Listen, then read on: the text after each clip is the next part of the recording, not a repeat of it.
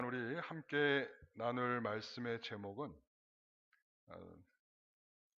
좀 길죠. 제목이 내 안에 계신 주님으로 느끼는 성탄.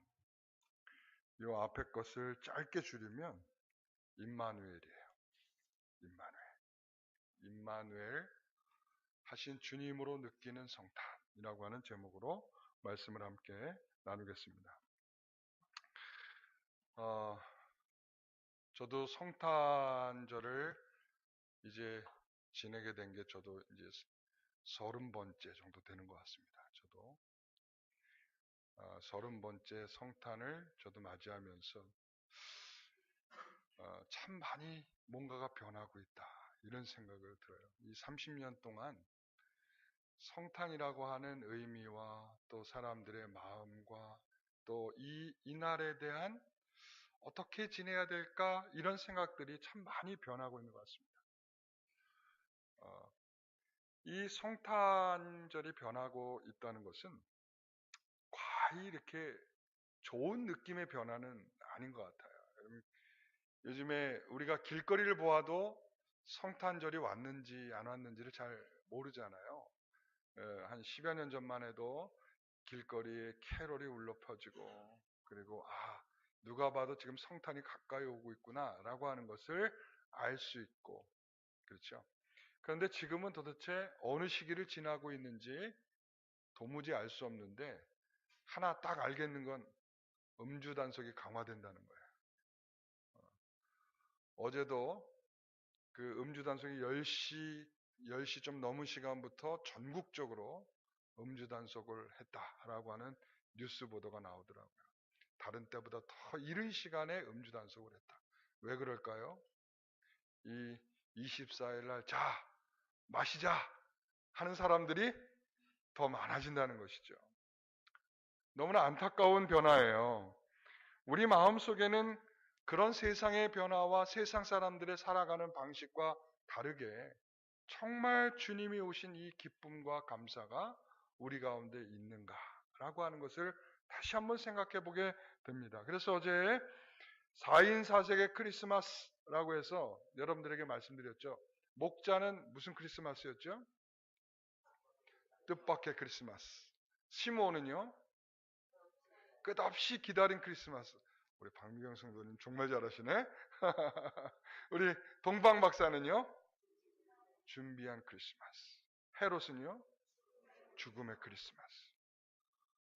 이렇게 크리스마스를 맞이하는 사람들은 제각각의 크리스마스를 맞이하는 것 같아요. 그래서 이 안에서도 4인 4색이 아니라 앉아있는 사람들의 숫자만큼 모든 사람들이 크리스마스를 느끼는 느낌들이 다 다를 거라고 생각합니다. 오늘 저는 분명하게 주님께서 이 땅에 오셨다라고 하는 것은 우리가 이 땅에 예수님께서 땅으로 오셨다라고 하는 것은 그동안의 땅에 실제적인 육체로 계시지 않았다라는 의미이기도 하지만 그러므로 이 세상에 주님께서 이 땅에 함께 하시게 되었다라고 하는 거예요. 그래서 1장 23절 마태복음 1장 23절에 처녀가 잉태하여 아이를 낳으리니 그 이름을 임마누엘이라 하리라. 뭐라고요? 임마누엘. 그래서 그분은 태어나실 때부터 그의 이름은 뭐라고요? 임마누엘이라고 그랬어요. 임마누엘. 이 뜻은 뭐라고? 하나님이 우리와 함께 계십니다. 이런 뜻이에요. 하나님이 우리와 함께 계신다. 그러니까 하나님께서 그 아들 예수 그리스도를 이 땅에 보내신 것은 임마누엘이다. 자, 우리가 성탄의 기쁨을 왜 못 느끼냐? 왜 감사가 없느냐? 마음에 왜 요동이 없느냐? 왜 뭔가가 특별하지 않느냐라고 하는 것은 이렇게 정의할 수 있어요. 우리가 임마누엘의 주님이 아니시다라는 것이죠. 내 안에 계신 주님이 아니시다. 그래서 오늘 우리는 시큰둥한 크리스마스를 보내고 있지는 않습니까? 뭐 별 볼 일 없는데, 뭐 별로 다르지도 않는데, 그냥 뭐 그렇지 뭐. 임마누엘을 하지 못하기 때문에 그렇습니다. 우리의 삶 속에 함께하지 않기 때문에 그렇습니다. 여러분 생일이 되면 뭘 먹죠? 미역국을 먹어요. 저는 어려서 미역국을 참 싫어했어요. 거기에 고기가 들어있음에도 불구하고 그 미역국이 그렇게 싫었어요. 왜 그러냐면 식감이 안 좋아. 입에 넣으면 미끌미끌한 게 그렇게 먹기 싫었어요. 왜 생일날 내가 먹기 싫은 미역국을 왜 저렇게 끓여주고 왜 먹으라고 그러고 도무지 나는 마음이 이해가 되지 않았어요. 근데 나중에 조금 이제 어른이 되면서 알게 된 것 중에 하나가 그런 거예요. 미역국은 사실은 생일을 맞이하는 사람을 위해서 먹는 게 아니라 그 생일을 맞이하게 된 그 자식을 낳은 부모를 위해서, 엄마를 위해서 먹어야 되는 날이라는 것을 제가 언젠가 알게 됐어요. 그럼 왜 미역국을 먹었냐? 뭐 학설이 다양하대요. 미역국을 먹게 된 학설은 왜 있잖아요. 그 바닷속에 있는 고래가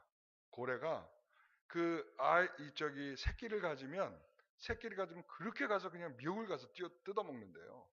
그래가지고 이 포유류에게는 이 미역이 좋은가 보다. 그래서 그때부터 뭐 미역국을 먹게 됐다는 그런 학설도 있고 뭐 다양한 학설들이 있어요. 그런데 이 미역국을 생일날 먹어야 되는 이유를 저는 그렇게 찾았어요. 이 원래 그렇잖아요. 출산한 그달이 되면 이 산모, 이 출산을 경험한 여자들은 뭔가 좀 허리도 더 아픈 것 같고 뭔가 더 이렇게 힘든 것 같고 뭐 그렇다고 얘기를 하더라고요. 그래서 사실은 아이를 낳은 엄마를 위해서 미역국을 먹어야 되는 것이다. 밑에 뭐라고 썼어요? 생일이 되면 나를 낳아주신 어머니에 대한 감사. 나를 위해 희생해 주신 어머니에 대한 감사로 미역국을 먹는 거예요. 우리에게 정말 이런 마음이 사실은 저는 그 다음 페이지 넘기시면 우리는 성탄절에 미역국 대신에 무엇을 한다고요? 예배를 하나님께 드려야 된다. 저는 이렇게 생각해요. 그러니까 생일날이 된 우리 어린 친구들이요. 미역국 먹기 싫어요. 이러면 안 되고 어떻게 해야 돼요? 미역국 더 많이 끓여주세요. 그래야 된다고. 왜? 엄마를 위해서. 그러니까 우리가 주님이 이 땅에 오신 것을 우리가 더 기쁨으로 축하하는 것은 다른 게 아니에요.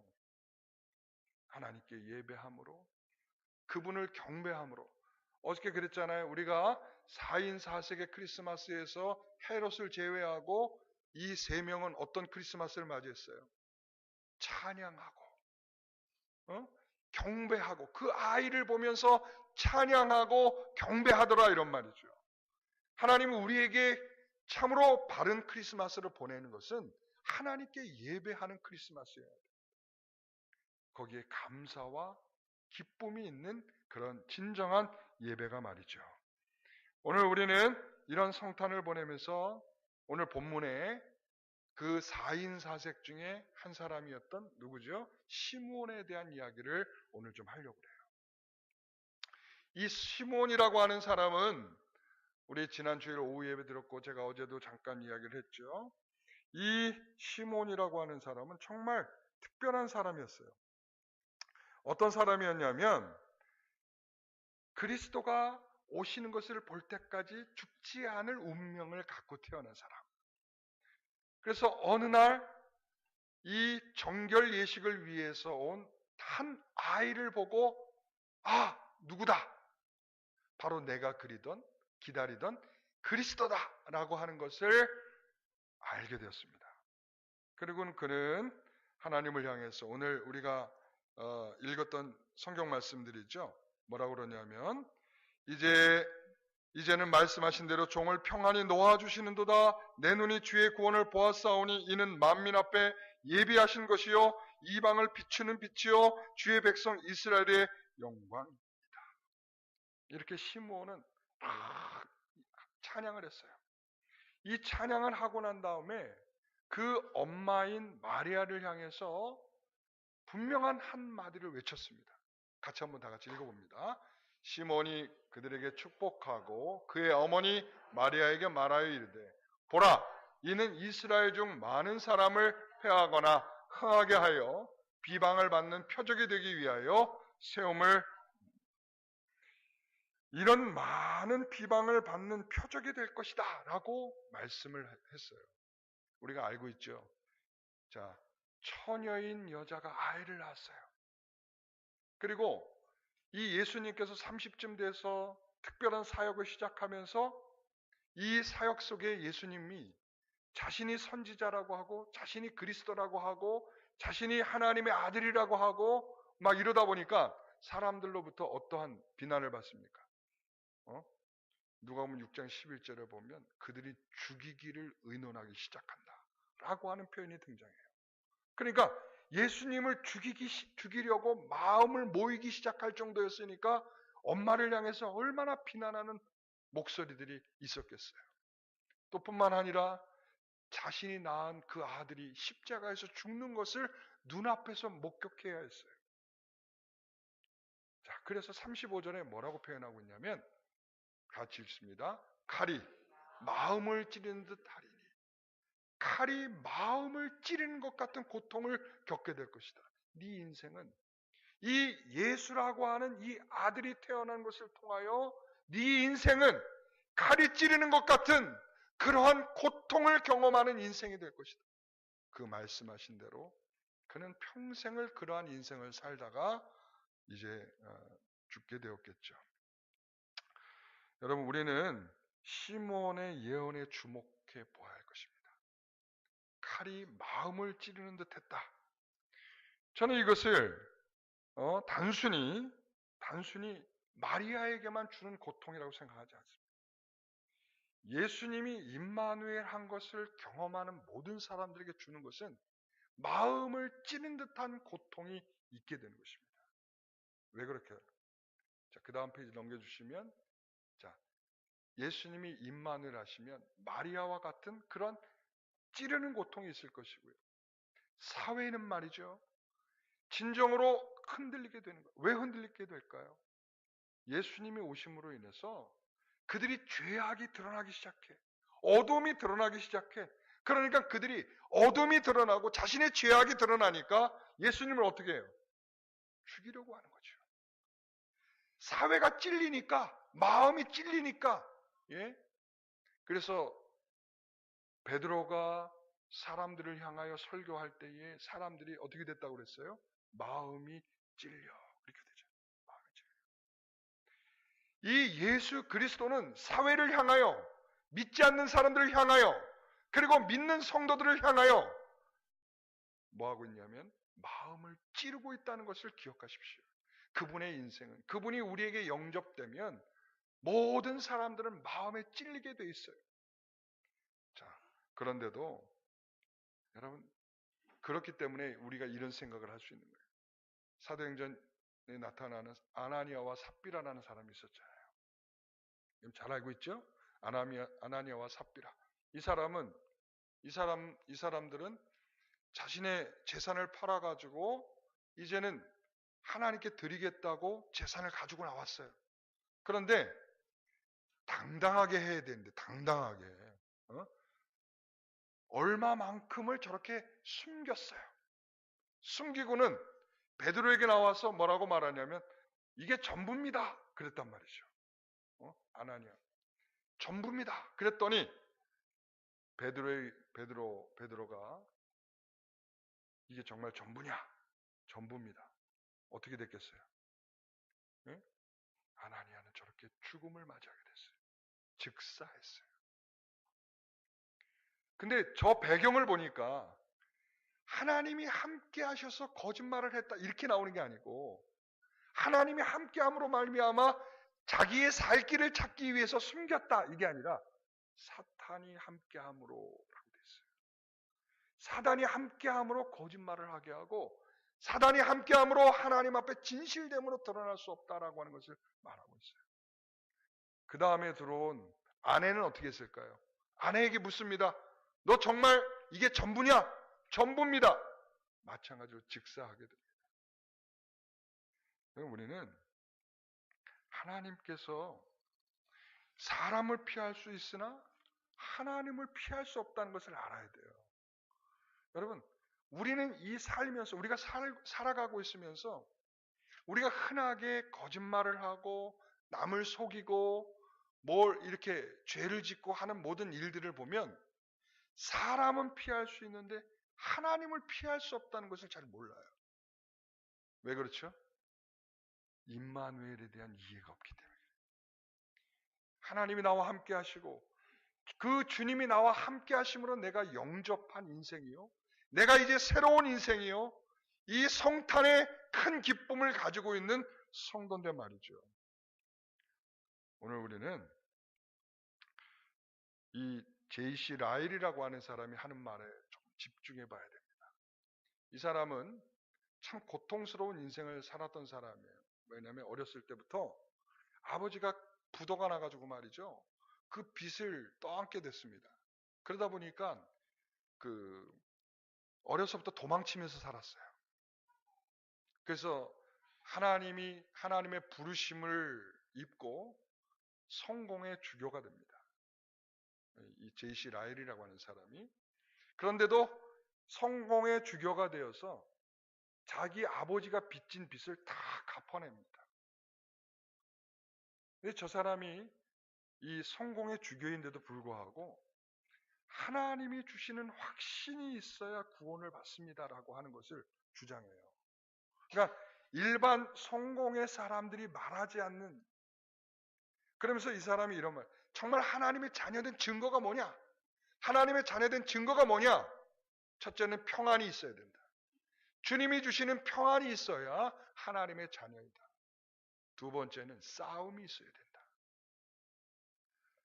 내 안에 계신 하나님이, 왜 우리가 성령을 근심하게 하지 말라 그러잖아요? 그런 것처럼 우리가 죄악이 우리에게 들어오게 되면 그 죄악을 자동적으로 방어하려는 싸움이 우리 안에 있어야 되는데 그 싸움이 없다는 것은 하나님의 자녀가 아니라는 말을 하고 있는 것이죠. 여러분, 그래서 사도 바울도 우리에게 그렇게 가르치지 않았어요. J.C. 라일은 그래요. 초대 사도들이 가르친 것도 바로 그런 것이며 교부들이 가르친 것도 그런 것이다. 그러므로 우리가 구원의 확신을 갖는다는 것은 내 안에 싸움이 있어야 된다. 사도 바울이 로마서 7장 20절부터 이런 말씀을 같이 한번 읽어봅니다. 만일 내가 원하지 아니하는 그것을 하면 이를 행하는 자는 내가 아니요 내 속에 거하는 죄이라. 자, 내가 원하지 않는 어떤 죄악을 행한다 이런 말이죠.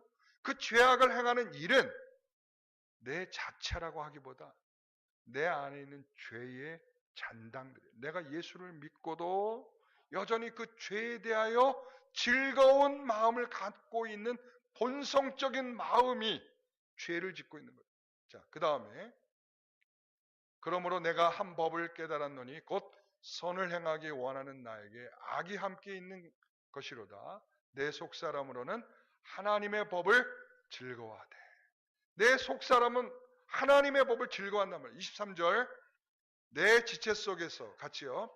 내 지체 속에서 한 다른 법이 내 마음의 법과 싸워 내 지체 속에 있는 죄의 법으로 나를 사로잡는 것을 보는다. 사도가 이렇게 가르치고 있어요. 내 지체 속에 있는 다른 법이 내 마음의 법과 싸운단 말이죠. 그리스도께서 내 안에 계심으로 말미암아 우리는 그 죄악과 싸우려는 싸움들이 우리 안에 일어나게 된다는 말씀입니다. 그래서 임마누엘 하신 예수님이 우리와 함께 하시면 우리에게도 뭐가 있어요? 칼로 찌르는 고통이 있는 것입니다. 여러분, 우리에게 그런 고통이 있으십니까? 고통이 있으십니까? 고통이 있으십니까? 너무 고통스러워가지고 다 죽으신 것 같아요.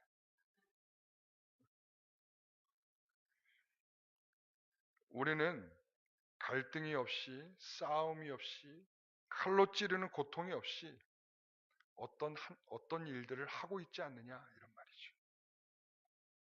자, 보세요. 여러분 벨사살 왕이라고 하는 왕이 있었죠. 이 벨사살이라고 하는 왕은 지금 다니엘서 우리가 하고 있는데 새벽 예배와 금요 기도에 다니엘서에 보면 다니엘서 5장에 보면 벨사살 왕이라고 하는 왕이 나옵니다. 이 왕은 그 이전에 느부갓네살이 어떻게 살아왔는지를 다 알고 있습니다.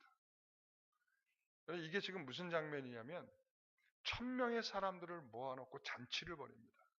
그리고는 느부갓네살 왕이 예루살렘 성전으로부터 빼앗아 왔던 성전의 기물들을 다 꺼내어내서 그 기물에 뭐를 하냐면 술을 따라가지고 지금 파티를 열고 있습니다.